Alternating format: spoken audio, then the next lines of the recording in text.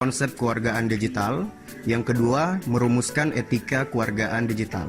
Untuk indikator pencapaian kompetensinya yaitu yang pertama, mendiskusikan konsep keluargaan digital. Yang kedua, memberi contoh hal-hal yang termasuk dalam konsep keluargaan digital. Yang ketiga, mengintegrasikan etika keluargaan digital dengan kehidupan bersosial di dunia digital. Untuk tujuan pembelajarannya sendiri ada 5 poin. Yang pertama, melalui diskusi dan menggali informasi, peserta didik dapat mendiskusikan konsep keluargaan digital dengan baik dan benar. Yang kedua, melalui diskusi dan menggali informasi, peserta didik dapat menjelaskan apa itu konsep keluargaan digital dengan santun. Yang ketiga, melalui diskusi dan menggali informasi, peserta didik dapat memberi contoh hal-hal yang termasuk dalam konsep keluargaan digital dengan bertanggung jawab. Yang keempat, melalui diskusi dan menggali informasi, peserta didik dapat merangkum hal-hal yang tercakup dalam konsep keluargaan digital. Dan yang terakhir, disediakan peralatan komputer dan perangkat lunak, peserta didik dapat mengintegrasikan etika keluargaan digital dengan kehidupan bersosial di dunia digital dengan bijaksana. Kita masuk pada uraian materi. Poin yang pertama, keluargaan digital. Berkomunikasi di dunia maya tidak jauh berbeda dengan berkomunikasi di dunia nyata. Komunikasi antar individu maupun beberapa individu sekaligus dapat terjadi baik di dunia maya maupun di dunia nyata. Tidak mengherankan berbagai karakteristik, pribadi, ide maupun tujuan yang berbeda dapat tertuang di dunia maya. Namun, sifat dunia maya yang tidak mempertemukan individu-individu tersebut secara langsung dapat mendorong menipisnya bahkan hilangnya norma-norma sopan santun, tanggung jawab, dan etiket dalam berkomunikasi. Apakah Anda menggunakan internet untuk berbagai pakai atau sharing informasi tentang diri Anda dan rekan yang lain, berkomunikasi dengan kawan-kawan, mengomentari hal-hal yang Anda lihat secara online, bermain games, mengunduh bahkan untuk mengerjakan tugas, atau membeli barang secara online? Jika Anda menjawab iya pada salah satu poin saja, maka dapat dikatakan bahwa Anda adalah seorang warga digital. Warga digital itu sendiri adalah orang yang sadar tentang hal yang baik dan yang kurang atau tidak baik, menunjukkan kecerdasan perilaku teknologi, dan membuat pilihan yang tepat ketika menggunakan teknologi. Warga digital merupakan individu yang memanfaatkan TI untuk membangun komunitas, bekerja, dan berekreasi.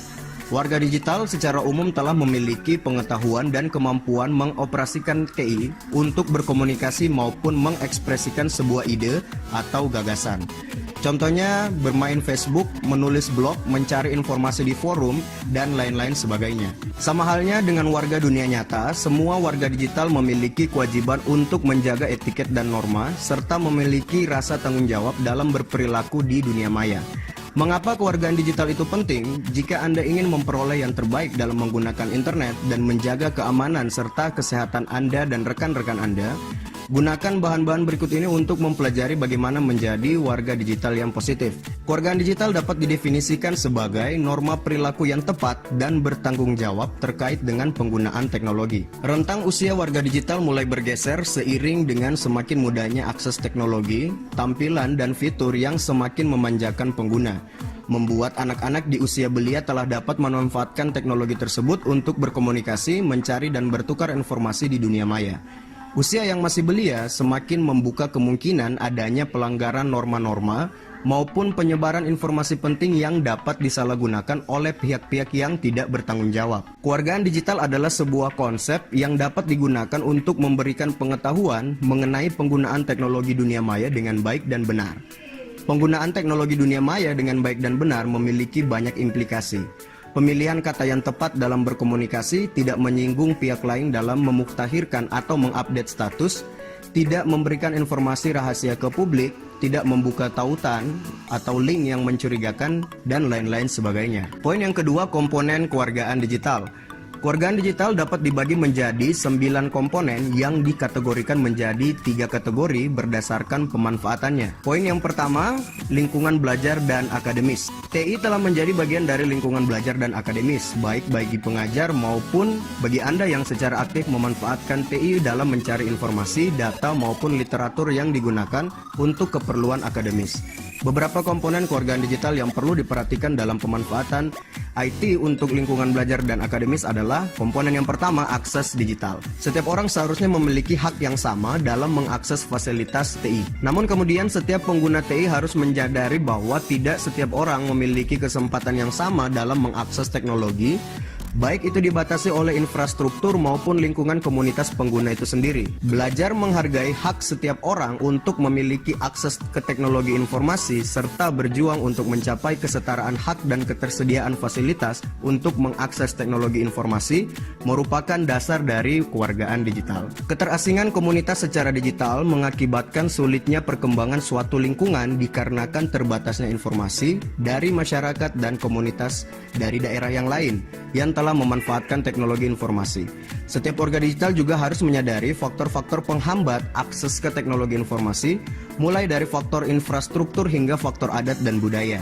Seiring berkembangnya teknologi, akses digital juga semakin mudah diperoleh, sehingga tantangan terbesar selanjutnya adalah pembiasaan terhadap pemanfaatan teknologi itu sendiri. Komponen yang kedua adalah komunikasi digital. Dalam lingkungan belajar, akademis, maupun lingkungan kerja dan masyarakat umum nantinya, komunikasi merupakan kewajiban yang harus dilakukan setiap orang untuk dapat bertukar informasi dan ide.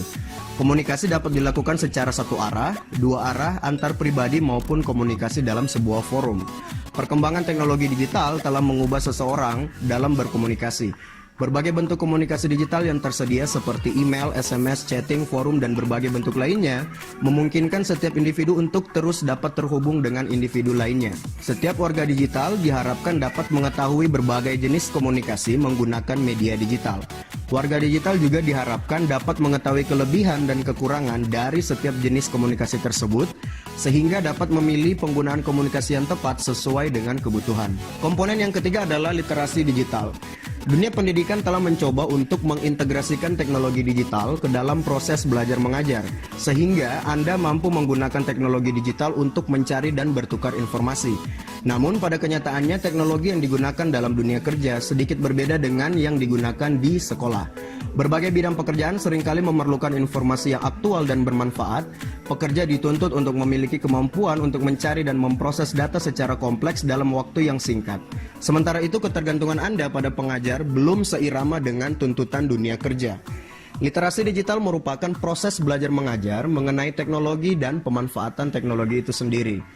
Pelajar dan pengajar diharapkan dapat belajar apa saja, kapan saja, dan dari mana saja.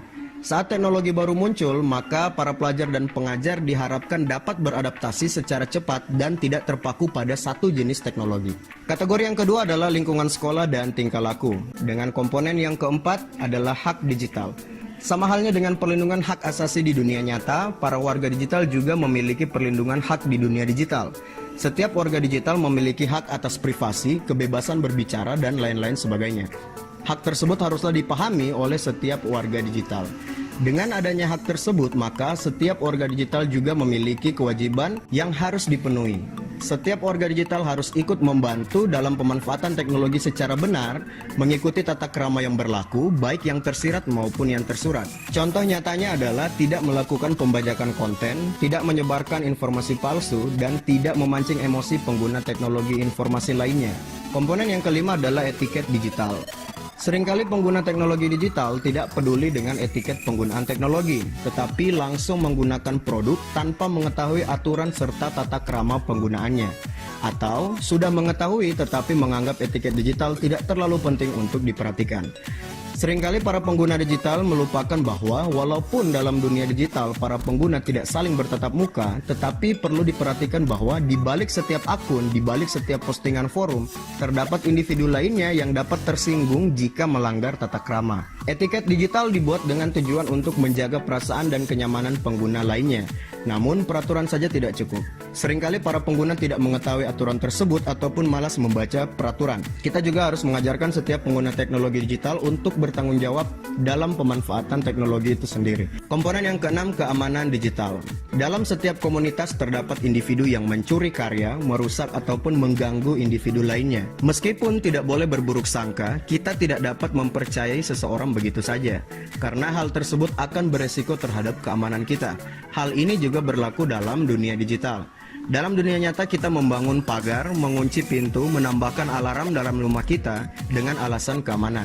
Hal yang sama juga perlu diterapkan dalam dunia digital, seperti menginstal antivirus, firewall, membackup data, dan menjaga data sensitif seperti username dan password. Sebagai warga digital, kita harus berhati-hati dan menjaga informasi dari pihak yang tidak bertanggung jawab. Kategori yang ketiga adalah kehidupan Anda di luar lingkungan sekolah.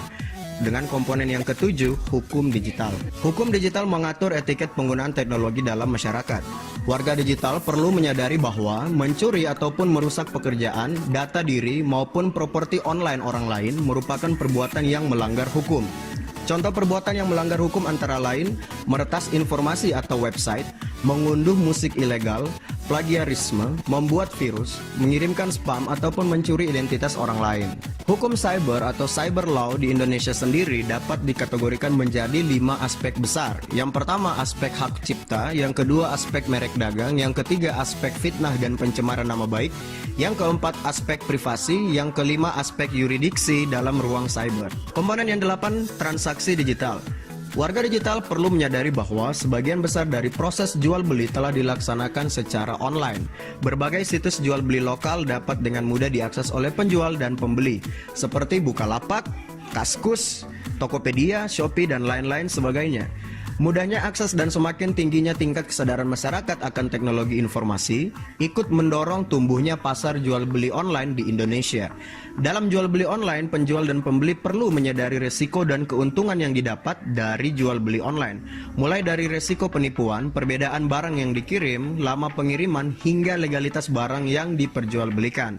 Warga digital perlu mengetahui bagaimana menjadi pembeli maupun penjual online yang baik. Komponen yang ke-9, kesehatan digital. Di balik manfaat teknologi digital terdapat beberapa ancaman kesehatan yang perlu diperhatikan, seperti kesehatan mata, telinga, tangan, bahkan keseluruhan badan.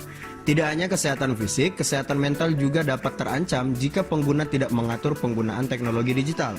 Untuk mencegahnya, pengguna perlu menyadari bahaya-bahaya yang dapat ditimbulkan oleh teknologi digital itu sendiri. Pembahasan yang selanjutnya adalah akronim THING.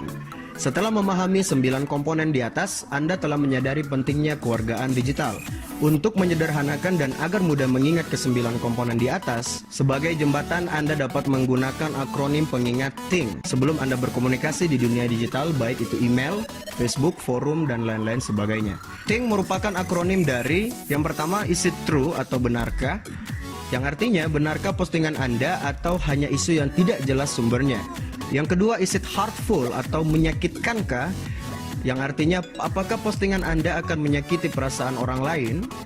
Yang ketiga, is it illegal atau ilegal kah? Yang artinya apakah postingan Anda atau yang Anda kerjakan di dunia internet adalah sebuah hal yang ilegal. Yang keempat, is it necessary atau pentingkah? Yang artinya apakah postingan Anda itu adalah postingan yang penting atau postingan yang tidak penting yang cenderung akan mengganggu orang lain. Yang kelima, is it kind atau santunkah? Santunkah setiap postingan Anda? Apakah tidak menggunakan kata-kata yang dapat menyinggung orang lain? Dan lain-lain sebagainya. Dengan menggunakan akronim THING ini, maka Anda akan lebih waspada atau lebih berhati-hati dalam melakukan aktivitas di dunia digital. Itulah pembahasan mengenai konsep kewargaan digital, dan sampai di sini dulu video kali ini. Sampai jumpa pada video-video berikutnya.